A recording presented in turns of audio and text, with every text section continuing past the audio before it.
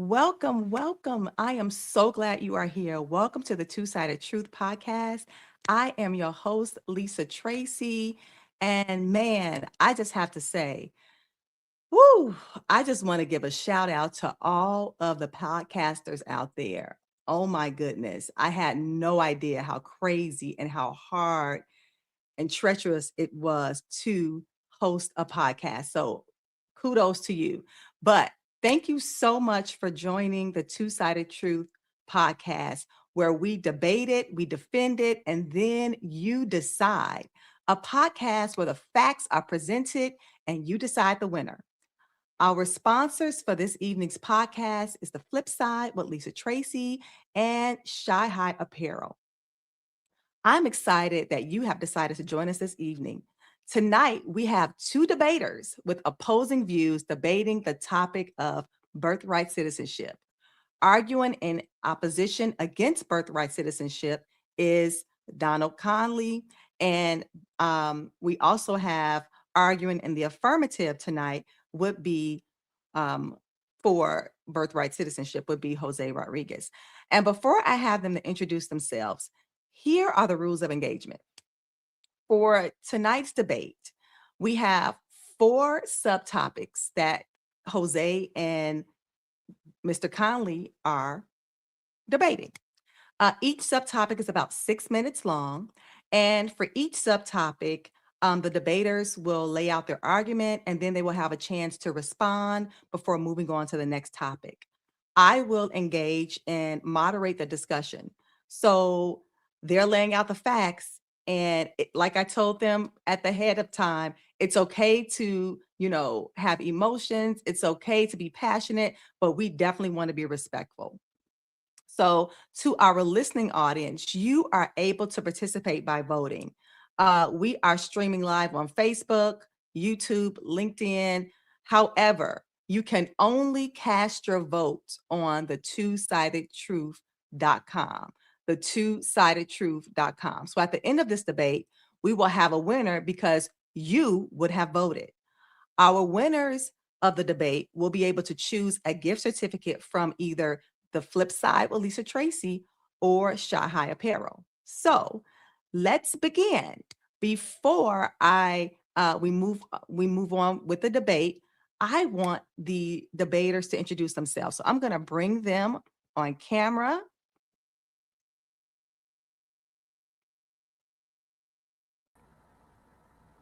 There's Donald and there is Jose.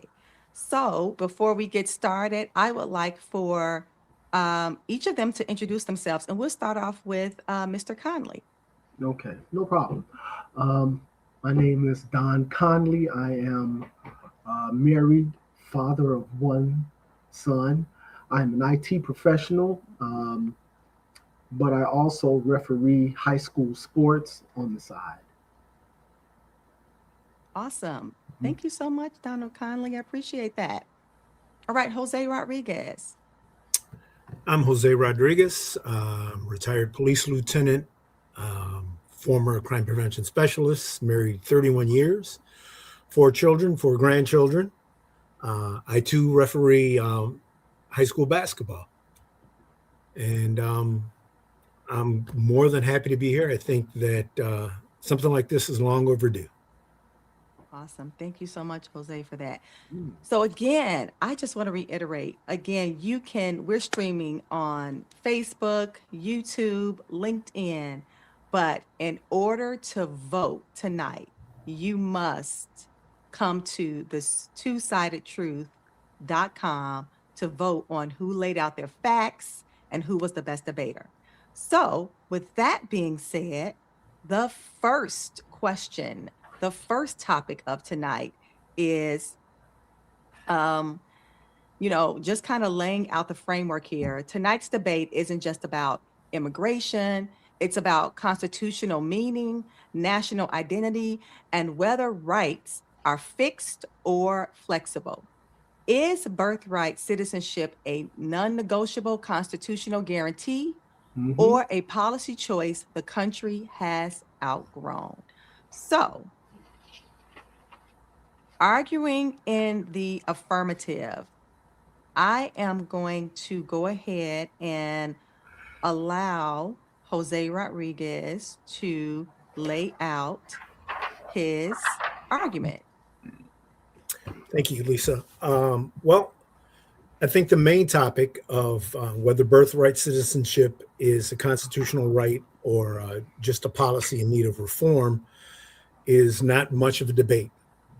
It quite simply is. It quite simply is enshrined in the Constitution, in Section 1 of the 14th Amendment, and has been upheld in Supreme Court precedent about 30 years after it was first introduced into the Constitution with the Wong Kim Ark court case of 1896, I believe it was. The language of the amendment is unambiguous. It is pretty straightforward. It says that all persons born or naturalized in the United States are citizens.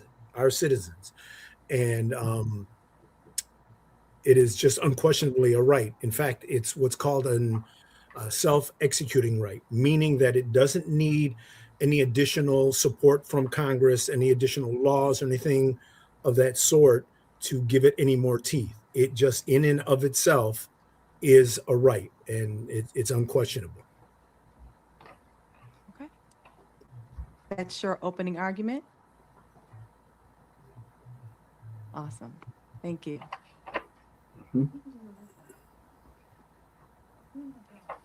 All right, Donald. Yes. We're going to allow you to lay out your opening argument. Oh, sure. My position is that birthright citizenship, as outlined in the 14th Amendment, I believe that it wasn't intended for children of non-citizens or undocumented immigrants. I believe it does lay out, it does say that when it was ratified, it was intended to clarify that people who were born on U.S. soil would be citizens, but it also excluded some people, and it excluded diplomats, because diplomats have a unique status in that their allegiance is not to the United States, but to a foreign country.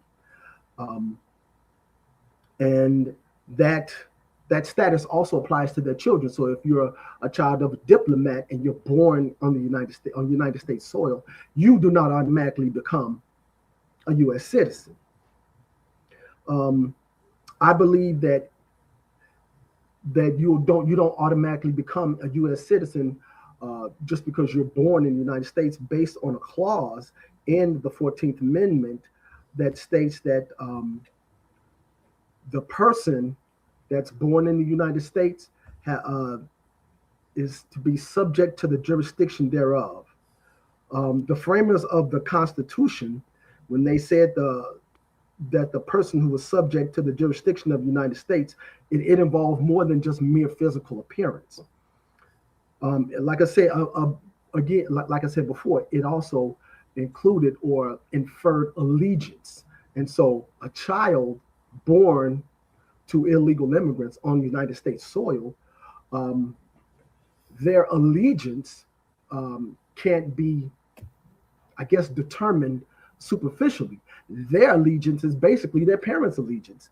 And the reason why I say that is because where the parents go, the child goes, and where the child goes, the parent goes. So if the parents decide that they want to be atheists, well, guess what? That's what they bring their child up in. If the parents decide that they have more allegiance to their foreign country than they do to the United States, that's something they also confer onto that child. So that particular part of the 14th Amendment, which states subject to the jurisdiction thereof, I think that's very important, because it does not grant automatic citizenship to children of illegal immigrants. I mean, or tourists, anchor babies who remain under their home country's jurisdiction. If your parents are under your home country's jurisdiction, then again, where they go, that's where you go. When they go back to their home country, it's not like the baby can say, well, you know what? I think I'll stay.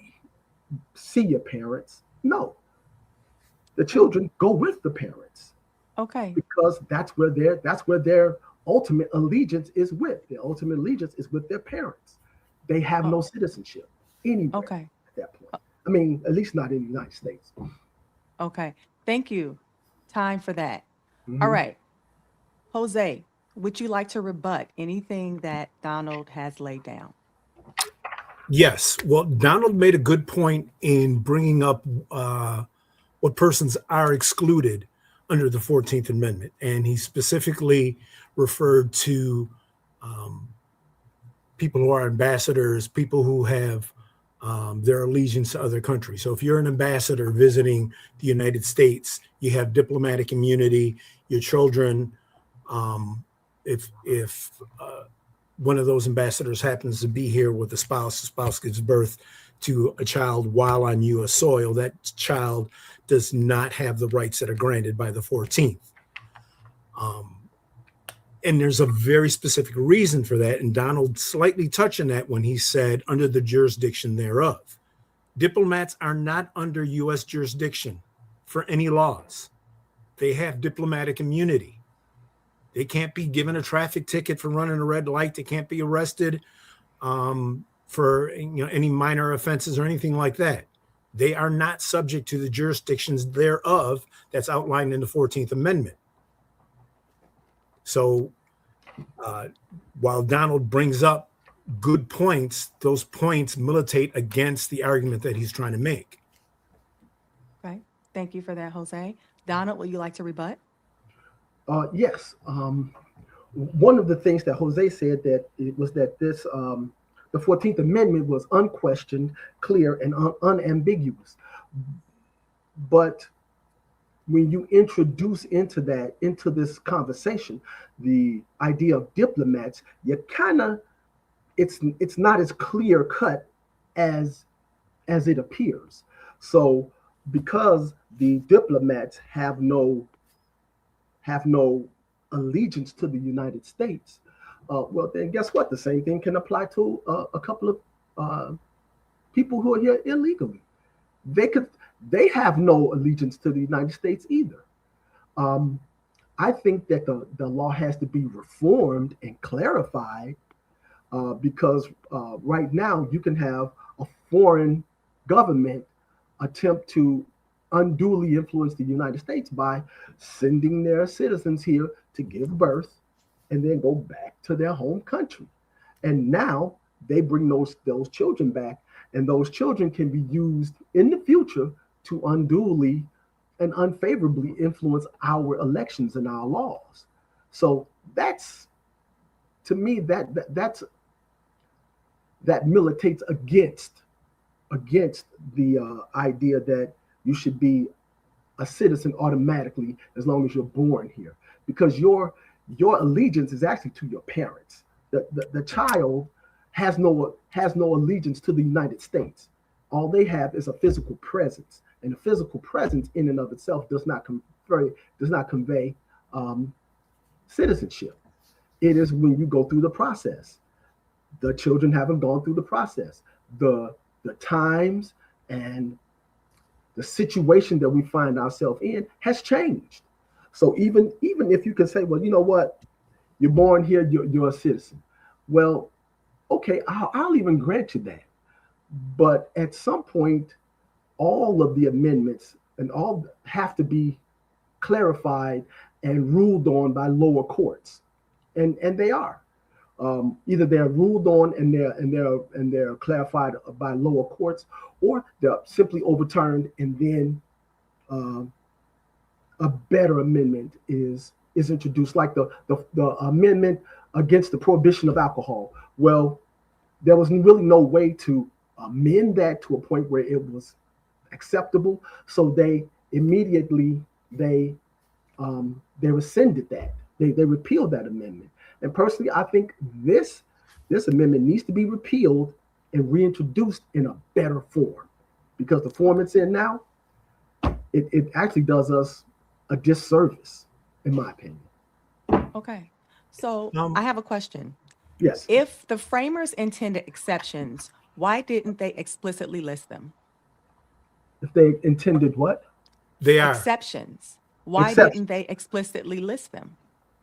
Because you can't, in the time that you bring that amendment to bear, you can't think of all the different thousands of different scenarios that the United States may find itself in. But that So was yes, discussed. I beg to differ. That was discussed during the floor debates of 1866, both in the House and in the Senate.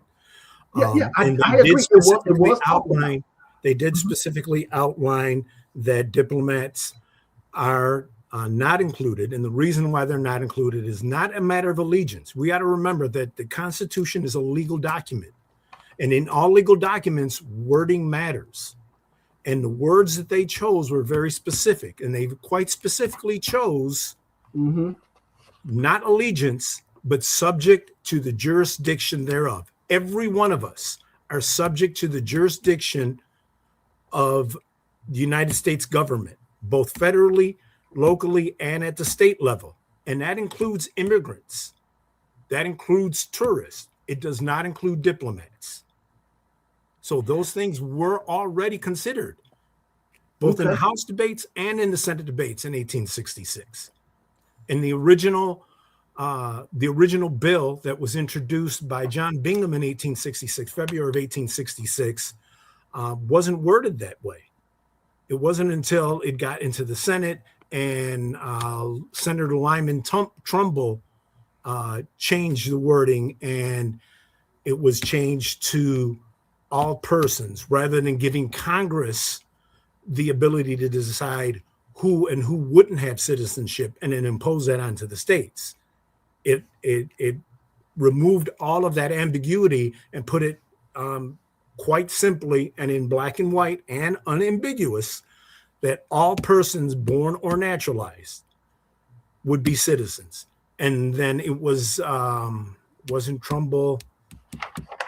I think it was Wade, Senator Wade, that may have added the language of being subject to the jurisdiction thereof. So it has nothing to do with allegiance. No matter what our opinions are, no matter how much we may want things to change, at the end of the day, it is a legal precedent.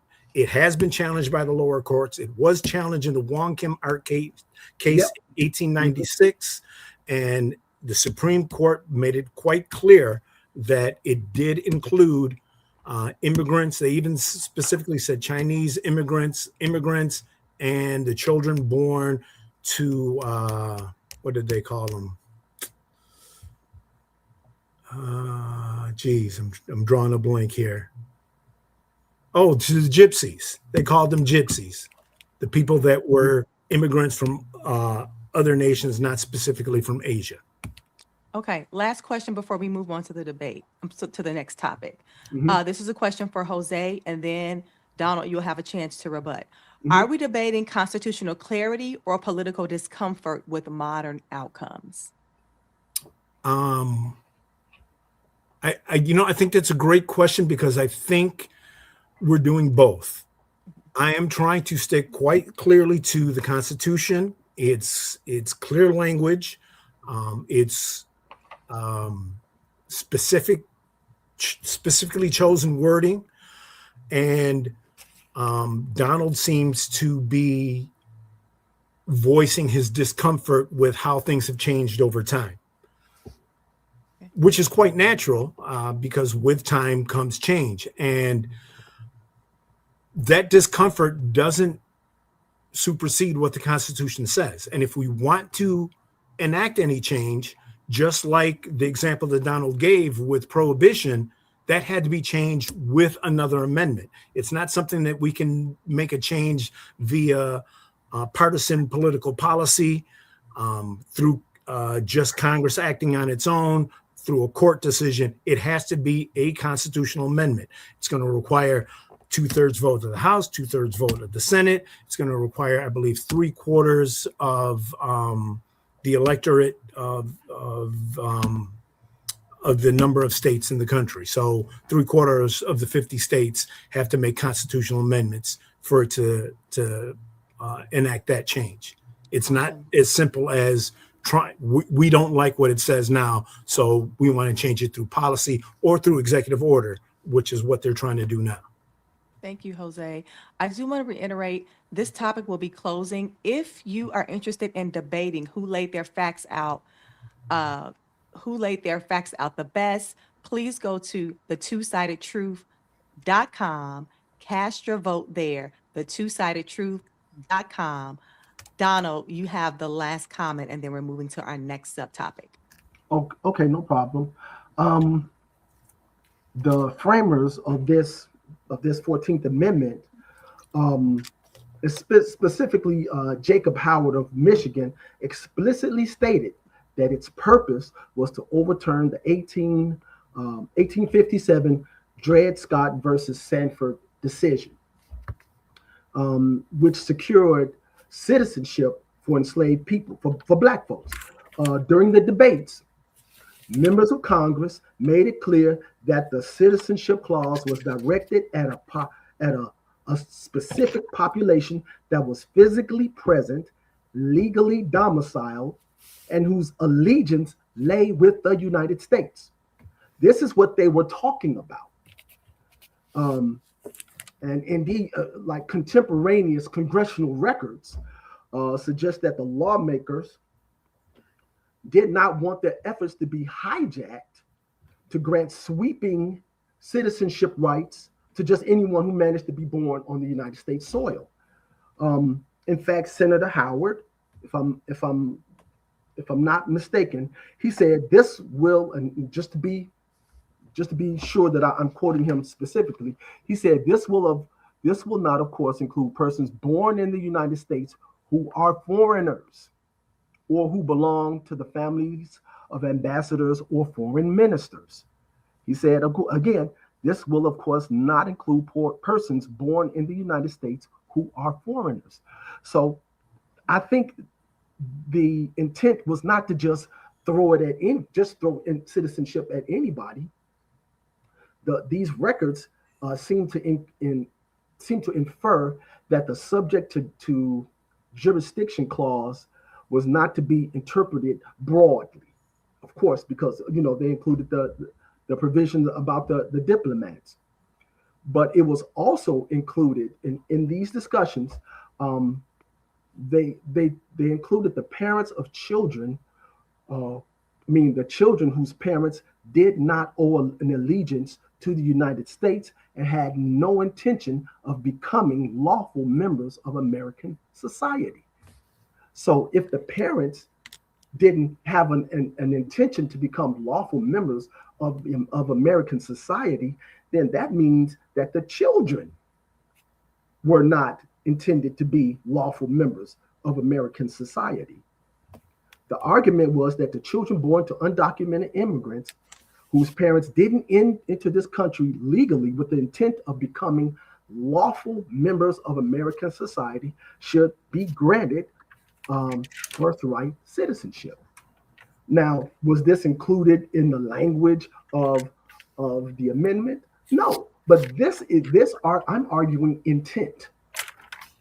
That's what I'm arguing, intent. Thank you, Donald. That's it. Okay. Thank you so much. Okay. The voting for this topic is closed. We'll be closing in a matter of 10 seconds. The next subtopic that we will be discussing is historical intent versus modern reality. Was birthright citizenship created specifically for formerly enslaved people, and does that original purpose still apply today? Donald, I am going to grace you with the floor in regards to this subtopic. Go. Yeah, just as I touched on before, the intent of this amendment was to grant citizenship to formerly enslaved people who were being oppressed and denied so many rights as American citizens. Again, during their debates, they were were specific in that the citizenship was to be granted to people who were physically present, legally domiciled. It's hard for a person who is not here legally to be legally domiciled and whose allegiance lay with the United States. A baby's allegiance, if you can call it that, lies with their parents. And wherever their parents' allegiance lies, that's where their allegiance lies. So is that the purpose today? Broadly, yes. But because of decisions by the United States Supreme Court over the years, I believe they have expanded it to include anybody born on United States soil, which is, to me, is unfortunate, because when they did do that, we didn't have the amount of illegal immigration that we have now. And so I think if you brought the original framers and if you resurrected them and you brought them back here today, I think they'd be like, no, we didn't intend for a country out there to send 10 million people into the United States and overrun us with birthright citizenship. I don't think that was their intent. Okay, thank you. Before Jose goes to rebut this, I do want to say that tonight's broadcast is sponsored by The Flip Side with Lisa Tracy and Shy High Apparel. Thank you so much. You have the floor, Jose. All right. So was it created specifically for the purpose of the formerly enslaved and their descendants? The original bill, yes. The final draft and what ended up being ratified as Section 1 of the 14th Amendment, short answer, no. As a matter of fact, Senator Lyman was asked if this would include the children of immigrants, and he gave a one-word answer, and that answer was undoubtedly. And that was challenged again in the Wong Kim Art case of 1896, and the judge's name was Horace Grant, Supreme Court Justice Horace Grant, said that if it wasn't to include the children of immigrants, then we would be creating a class of people who had no allegiance and no citizenship to either this country or any other country, because we would be in effect saying where you were born has nothing to do with your citizenship. And Supreme Court Justice Grant said specifically the opposite. Additionally, Donald brought up, the mass immigration that we've been seeing over the last few decades and allegiance. Well, if he's questioning the allegiance, then wouldn't it be logical for us to argue that those people voluntarily left their countries of origin? If we're using the southern border, then we would say from Mexico and all the countries south of Mexico. They left their countries of origin to come here to make better lives for themselves and their children. I think it's easy to argue that their allegiance is where they can make a better life. I think it's easy to argue that any of us put in that same situation, wherever we go, that we can build a better life for ourselves and our children, that place would have our allegiance. So if the concern is allegiance, which is not in the Constitution, but if that's the concern, and I'm granting that, well, I think that concern is more than swayed, because our allegiance would be wherever we can build a good life. Okay. Thank you for that, Jose. Donald, would you like to rebut? Oh, sure.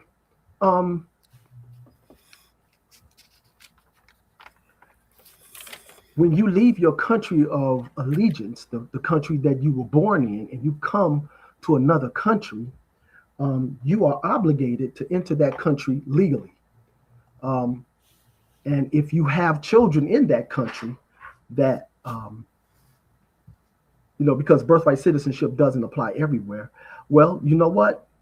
Perhaps you should enter that country legally and become citizens. Then your child becomes a citizen also. So if your allegiance is truly to the country that you travel to, one, you will travel there legally. You will enter that country legally.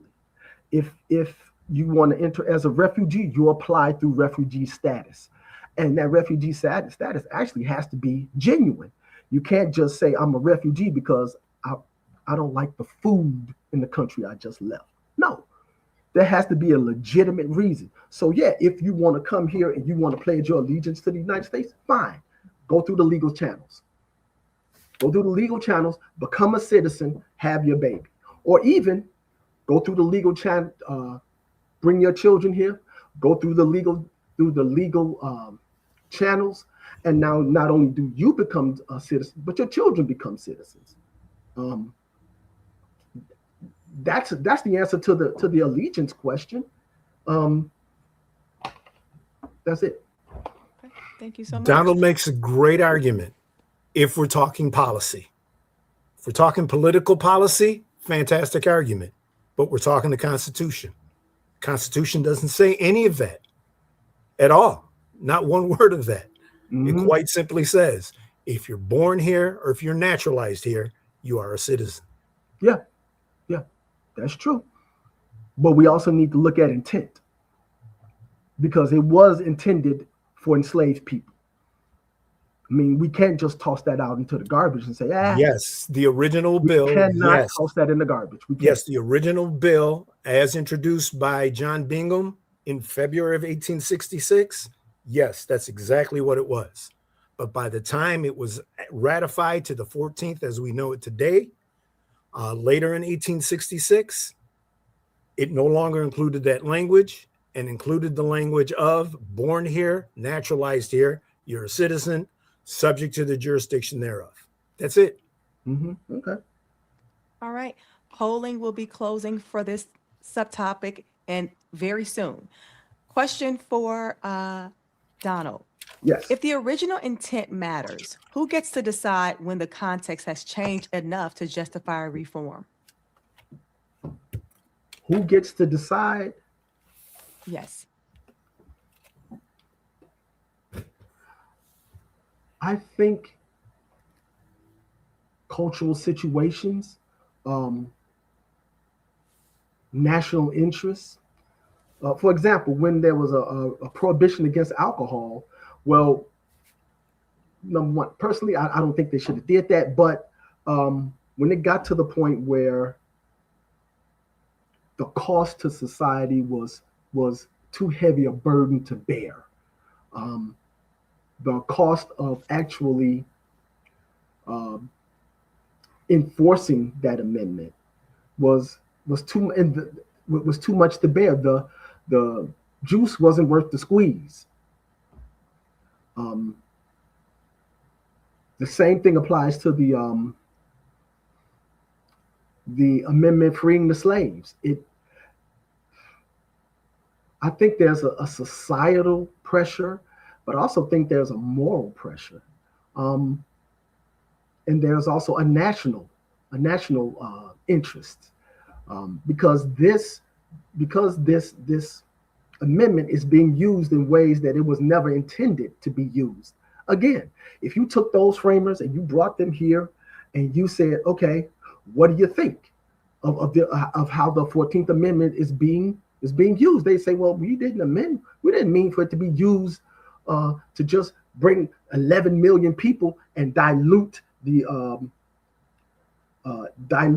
society, American society. We didn't intend it for that. We intended it for the slaves, and we intended it for the people who come here and who intend to be American citizens. We didn't intend for it to be used as an invasion tactic, and that's what it's been used as. It's like inviting people into your house and They originally they say, hey, we just need something to eat, and then they get there to eat all your food. You still want them to come, you just don't want them to eat all your food. So now you got to amend the rules, and I think that's what's happening now. Thank you, Donald. Mm-hmm. All right, Jose, you can answer that question, but I have a different question for you. If birthright citizenship was born out of racial exclusion, does restricting it today risk repeating that history? Say that again. If birthright citizenship was born out of racial exclusion, does restricting it today risk repeating that history? The exclusion? Yes. Does it? Yeah. If we do it the way Donald believes it should be done, then it's doing exactly what the 14th was first ratified for it to begin with. We have the 14th because of the racial exclusion that was going on, which leads me to rebutting what Donald was saying, because the irony of what he said about the diluting of American society. That argument was made during those debates. You know who was making that argument? The Confederates. They were saying that the slaves, if they were given equal standing as white Americans, that they would dilute what America was supposed to be. So Donald is making the arguments that the slaveholders was making. Donald, I don't take slaveholders seriously. What they think, what they want means nothing to me. You may not, but you're still making their argument. Well, slave owners also wore pants. Does that mean I agree with everything they say? No. No, but you're agreeing with their argument by making the same argument. If they say 2 + 2 is 4, I say, yeah, you're right. So what? So what? If they're making that argument, they're making it out of the evil in their hearts. They don't intend anything good for people. I do. And the 14th was to combat, and the 14th was enacted to combat that evil. Yeah. Okay. Well, good. And we're in agreement there. Actually, no. But let's move on. All right. This subtopic will be closing soon. If you would like to vote in this subtopic, please go to thetwosidedtruth.com, thetwosidedtruth.com. All right. Last question before we move on. Can a law be morally correct in origin but flawed in modern application? Donald? Can a law be morally correct in its, can you repeat that? Sure. Can a law be morally correct in origin but flawed in modern application? Oh, of course. Of course. The framers of the Constitution, especially when they made allowances for that. That's why the Constitution is so much better than any document in any country, because it is, in a way, elastic. So the legislators who legislated the prohibition of alcohol, I'm sure they had very good intentions. They had very good intentions because they saw a lot of alcoholism, a lot of alcohol-related deaths and accidents. They did that with good intentions in the origins, but when it played out in life, it was actually, it didn't play out too well. And so they had to change. No, they didn't change it, because by the time they changed it, most of them had died. So we had to have a new crew to come along and say, hey, this thing ain't working.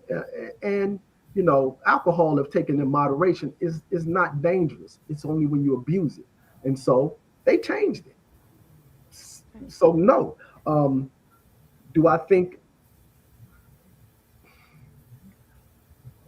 most laws are enacted with good intentions morally. It's just that when they're played out, sometimes when they're played out, you have to make modifications or repeal it altogether. Okay. Thank you so much. All Yeah. right. This poll will be closing in a matter of 5 seconds. Next Mm-hmm. subtopic, immigration incentives. Does birthright citizenship encourage illegal immigration and so-called anchor babies, or is that claim overstated? And we are going to start the next topic. And I believe, Jose, you went first with the last topic, correct? I went first on the first topic. Donald went Okay. first on the last one. All right. So we are going to switch it and allow you to go first. Okay. I would say that there are a number of factors that incentivize illegal immigration. Um, is birthright citizenship one of them? I guess it can be argued that, yeah, that's one of the incentives. But I think it's a little bit of a straw man to try and say that that is the incentive. And I say that for a few reasons. One, it that argument moves us away from the central topic of whether or not birthright citizenship is a constitutional right rather than a policy. It's a constitutional right. It has nothing to do with political policy. And besides that, if we're going to argue that we don't like birthright citizenship because it may incentivize illegal immigration, then we have to apply that standard across the board. And then it would be like arguing that we should do away with the Fourth Amendment because that incentivizes a criminal to hide incriminating evidence against himself. Or we should do away with the Second Amendment because even a legal gun owner might commit a mass shooting because they have the right to bear arms. Ridiculous on its face. And saying that about birthright citizenship, also ridiculous on its face. On top of that, if we're going to use the pejorative of anchor babies, which is very much just a xenophobic dog whistle, we have to keep in mind that children born here to undocumented immigrant parents, those children cannot sponsor their parents for citizenship. If those parents are facing deportations, as we see right now with the ICE raids that are going on right now, those parents still get deported. Those children being born here and being legal citizens do not prevent their parents from being deported. So there is, it does not, this idea of it being an incentive as if it's a loophole is ridiculous on its face because it doesn't provide any legal status, any legal protection for their parents at all. It only provides legal protection for the citizen, which is the child. That's it. Mm-hmm. Thank you, Jose. Donald? Okay. Well, this is interesting. Um, there really is no official U.S. government count of anchor babies or children born in the U.S. to foreign nationals, also known as birth tourism. There's no specific number. So we really don't know an exact count. However, based on estimates from the Center for Immigration Studies, or CIS, they estimate that about 36,000 birth tourists from around the world come into the United States, and they give birth. And that was between 2016 and the start of the pandemic, because you remember when they, at the start of the pandemic, I think that was 2020, immigration was cut, at least overseas. It was cut. It was stopped. Unfortunately, that didn't stop the invasion from the South. Now, at the peak of this trend, particularly in 2016 and 2017, some reports suggest that illegal confinement centers or even birth hotels where Chinese mothers gave birth in California hospitals. During this time period, tens of thousands of babies were born to foreign Chinese nationals.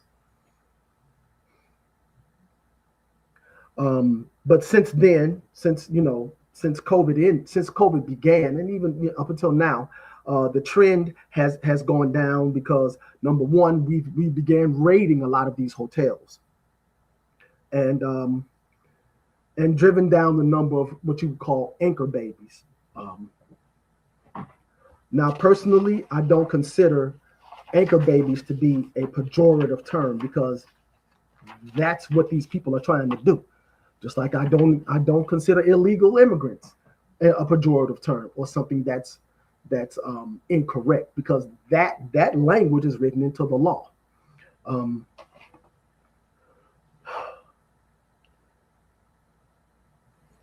I believe that a lot of countries use this against us, and because they do that, that's one of the reasons for illegal immigration is anchor babies. The other one is because the country that they come from, the economic conditions are horrible. And so they want to come to the United States. But I'm going to emphasize this even more right now. Come legally. I don't care if you come here to have your child, but come here and apply for citizenship.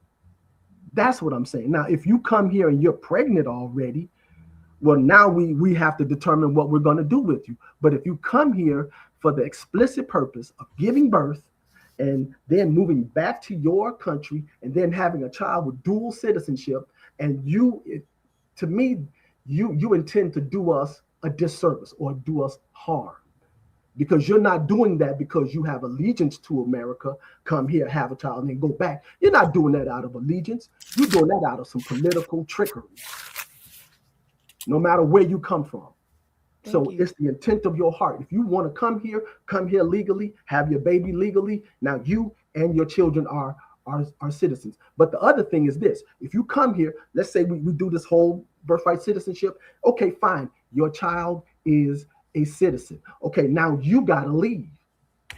Are you gonna take your child with you, or are you gonna leave him here so that we can raise him? If you take that child with you, then guess what? Their citizenship goes with them. If your intentions are purely, above board, then that child goes with you back to your foreign country. Now, if y'all come back, now you come back through legal channels, and all of you become citizens. But any other way, you up to some stuff, man. No, stay over there. Okay. All right. Jose, you want to rebut? Yeah, there was a number of things. Donald brought up COVID, and if I understood him correctly, he said that illegal immigration during the height of COVID dropped considerably, except for at the southern border. Not true. It dropped everywhere. The numbers are clear. As a matter of fact, that's part of that was something 42 that the Supreme Court overturned after COVID was lifted, but which basically didn't apply to illegal immigration anyway, which people mistakenly think that it did. It only applied to those that were seeking refugee status here, and they had to basically remain on the other side of the border. But those conditions of COVID dropped immigration, legal or otherwise, all over the planet. I agree. So, but that still doesn't speak to the point of the constitutionality of birthright citizenship. And then Donald also mentioned dual citizenship. If a child is born here to undocumented parents, that child is a citizen of the United States. They don't have dual citizenship. The reason why they don't have dual citizenship is because, contrary to what Donald Trump keeps telling everybody, we are not the only country that practices birthright citizenship. In the Western Hemisphere, which we are a part of, it's almost common practice for either unencumbered or completely unencumbered or nearly unencumbered birthright citizenship in the Western Hemisphere. In Okay. total, there's more than 30 countries across the planet that offer some form of birthright citizenship. Okay. So it has nothing to do with dual citizenship. Again, Donald is arguing his personal opinions, his feelings. He's not arguing the actual law. Okay. And then on top of it, he seems to be wanting to create a second-class citizenship for these people, saying that if you're born here and your parents happen to take you back to their country of origin, you have to lose your citizenship. Oh yeah, yeah. But Yes. but that's creating a lose it. second-class citizenship. No, Not in line with what the Constitution says. Again, we are going with the world according to Donald, not the world according to the Constitution. Okay, let me interject. Are countries that restrict birthright citizenship less democratic or simply more controlled? Either of you can take that question. And before you do, if you want to vote in this subtopic, you must go to the twosidedtruth.com. The twosidedtruth.com. Thank you. I think they're just, I mean, Democrat or not, but I think they're more restrictive. They're more picky with what they do. But you know what? You're right. You're right when you say they don't have dual citizenship. Will they be second-class citizens? No, because they'll be back in their home country, back with their parents. Again, if you want to have a child here, fine. Make him or her a citizen. You and your mom, your mother and your father will be illegal. They can go. And when they go, you can leave them here. We'll raise them. We'll raise them as an American citizen. If you want to go back, go back. But I would suggest you take your child with you. Okay. I don't, I'm not sure how directly that answered your question. Oh, no, it didn't. But, It didn't. but to your question, Lisa, I guess that would be dependent, one, on what country we're talking about.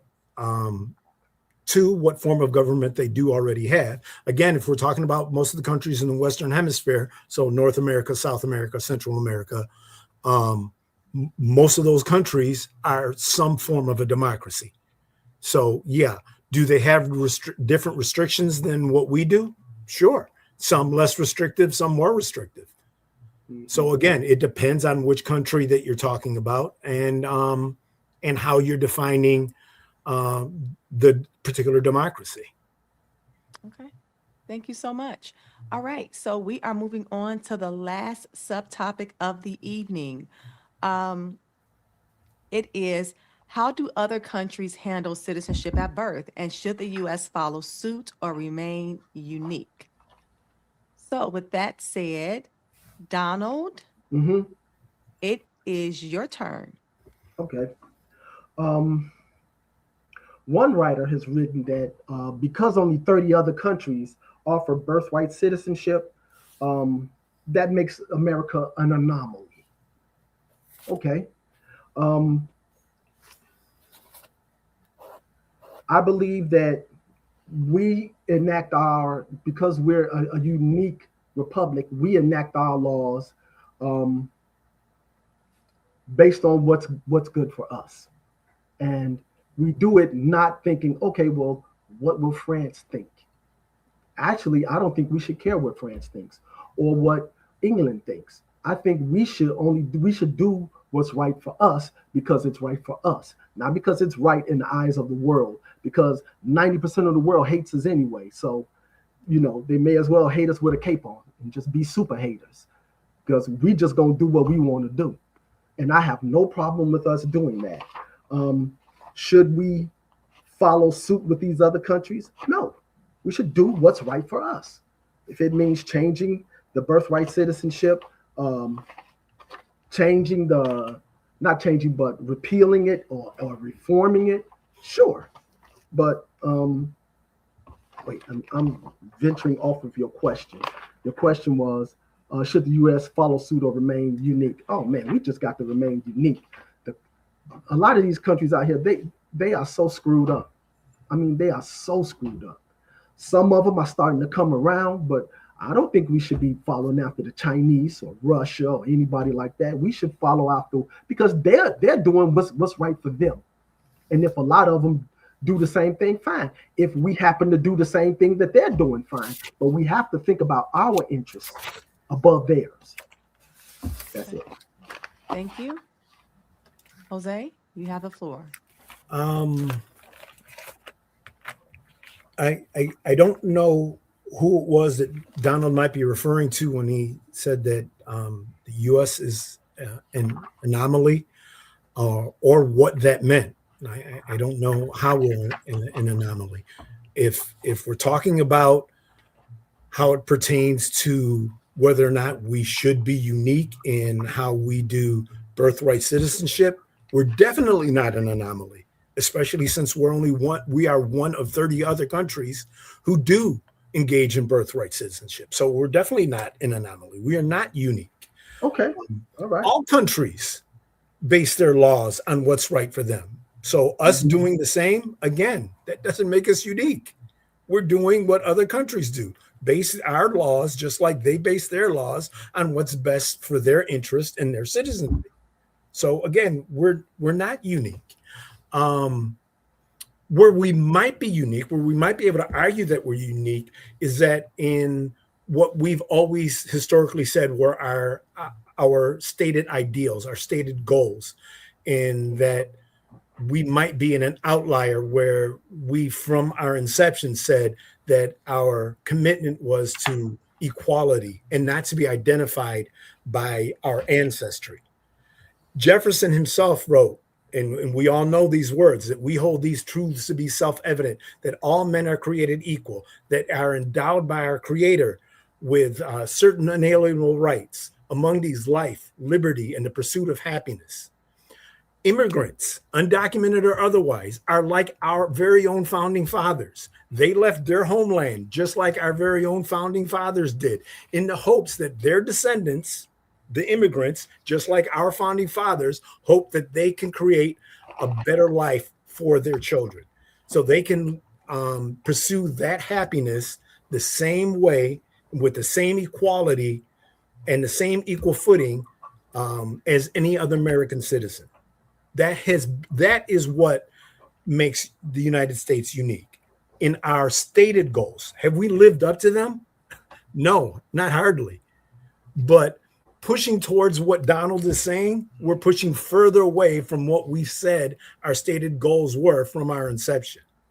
So if we want to live up to where we say we're unique, where we like to hear that American exceptionalism, we want to be exceptional, we want to be unique. Let's be unique in that way. Let's be unique in the way where we stand apart because we strive for that equality. We strive for that freedom that we said that we did at our founding. Thank you, Jose. Jose, question for you. So Yes. if other nations can restrict citizenship without undermining democracy, why can't the United States? We do. We already do. We have libraries full of laws regarding our citizenship, how to apply for citizenship, how to apply for refugee status. The system is quite broken and has been for many decades because we've made it so cumbersome. We don't streamline it. And I think in large part that's due to this broken system is good for business. It's good for major corporations. Because once upon a time, within my lifetime, we didn't have that much of the, quote, illegal immigrant problem because we had migrant workers that either on a daily, weekly, monthly basis or seasonal basis would come across the border, work seasonally, take their happy butts back across the border to their homes. And then right around the 80s, when Reagan became president, all of that started to change because it was better for business to keep a problem going rather than having the happy marriage that we had prior to that. Okay, thank you, Jose. Last chance to vote. Last chance to vote on the twosidedtruth.com for this entire topic. Donald, if Mhm. birthright citizenship were eliminated tomorrow, what would realistically change?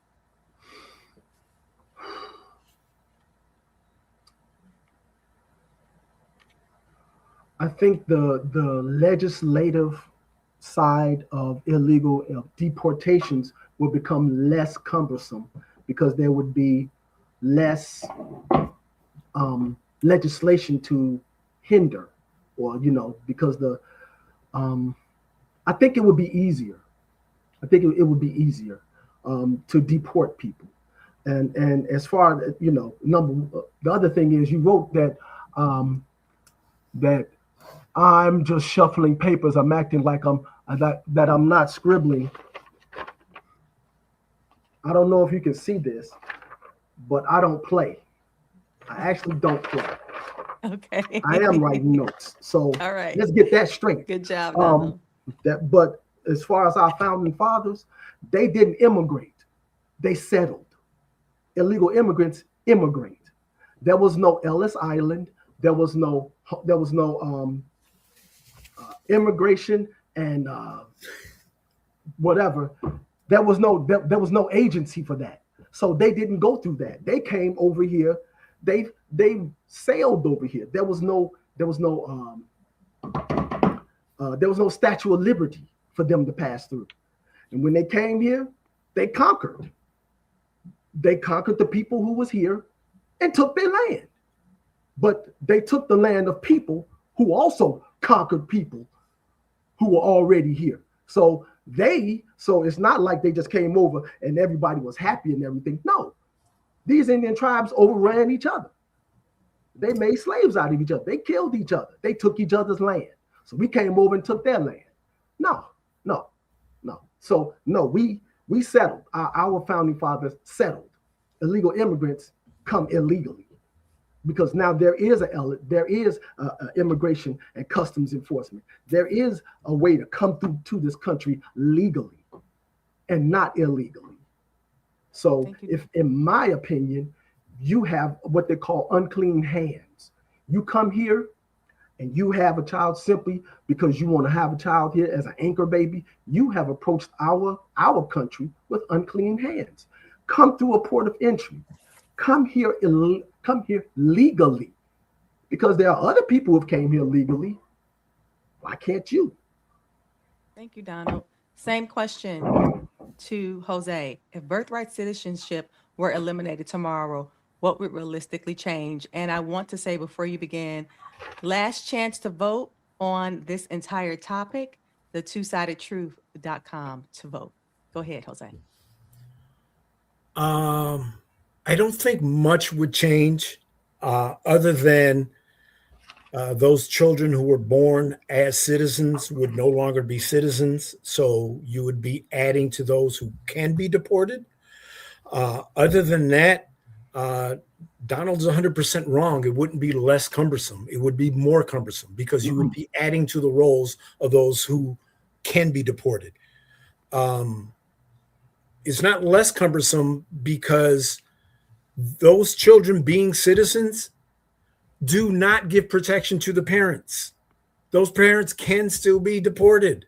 They're being deported right now. We're seeing it with these ICE raids that have been going on all throughout 2025. Yes. So again, the idea of anchor babies being a loophole is a ridiculous idea. We've been sold a bill of goods. They offer no protection. Secondly, to say our founding fathers didn't immigrate, they settled, and then they conquered. That's a wonderful euphemism to call them settlers when they conquered, when they killed, when they committed genocide and stole the land. And then to say that there's unclean hands, immigrants come here with unclean hands after our founding fathers came here and stole the land is the height of hypocrisy. That makes no sense at all. That people coming here for better lives, not conquering, have unclean hands, but the people who founded this country, who did conquer, who did commit genocide, those are the ones who have clean hands. And then to say on top of that, when our founding fathers came, we didn't have the Statue of Liberty. Well, now we do have the Statue of Liberty. And on that tablet, It says, give us your huddled masses, you're tired, you're hungry, you're poor, your huddled masses yearning to be free. It is a welcome mat. It is a sign that says we have vacancy. Mm-hmm.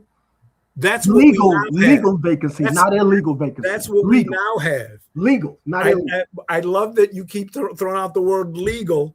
How is it legal that our founding fathers came here where people already took their land and say that was legal? The Indians did that to each other. Indian tribes did that to each other. So show me a country that has clean hands. Yes, show me a country nations, that has clean hands. Indian nations within this landmass that we call the United States. Yes, they were in war with one another, but they didn't practice chattel slavery that our founding fathers did. Their form of slavery, a slave at that time was basically a prisoner of war. A prisoner of war who, much like the slavery that was practiced in Africa at the time, those people who were slaves had a place within society, had an opportunity to become members of society, to have standing within the society. Chattel slavery here, the way it was practiced by our founding fathers, didn't offer that. So what is this slavery that you're coming up with? I thought we were talking about what we did and what Native Americans did. Immigration is ridiculous. Immigration. What does that have to do with immigration? I'm just responding to what you said. I agree. No, I said they came over here and it has nothing to do with immigration. You're right. But that has nothing to do with immigration. You're right. That's why, and I'm only responding to what you said. But so you're right. I didn't talk about chattel slavery. But if we want to go back to immigration, and not even immigration, because that's not the topic. Immigration isn't the topic. Right. That's what I'm saying. That's not the topic. Immigration isn't the topic. The topic is birthright citizenship. Our Constitution, the founding document of this country, guarantees that right. It is a self-actualizing law in this country, a self-actualizing right, the 14th Amendment, that children born here or naturalized here are citizens. It should be repealed. Period. Point blank, period. That is the law. We can say that we don't like it. We can say in our opinions how things have changed, whatever the case may be. We can have partisan political leanings and ideology one way or the other. It doesn't change what our founding document says. The founding document that we are supposed to base all our laws on says that they are citizens, period. All right. Okay. All right. Final thoughts. Yeah. Final thoughts for the both of you. Donald, I'm going to let you start first. And then Jose, I'm going to let you give your final thoughts. And then we will be done. This is the last chance to vote. Last chance, because this topic will be closed. Donald.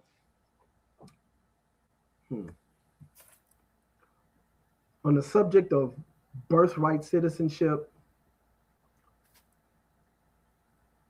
I think if you want to come to this country, you come legally. If you want to come for the purpose of having a baby and then going back to your country and then having that child later on influence our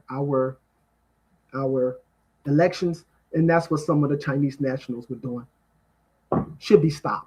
If you come to this country illegally, you enter illegally, you enter with unclean hands, and you don't attempt to enter this country legally, then you've complicated things for yourself. So fine, let's say birthright citizenship, good. Okay, well then go back to your country, because now we're going to deport you. Well, you don't want to get deported without your child. Okay, well, fine. Now you and your child go. I don't think I'm saying anything that a whole bunch of other Americans are saying. And we're not saying this out of hatred. We're saying this because we are witnessing a grave disservice, not only to us economically, but also to these people that are brought here illegally. Girls are raped, kids are trafficked, people die in the desert. They're extorted.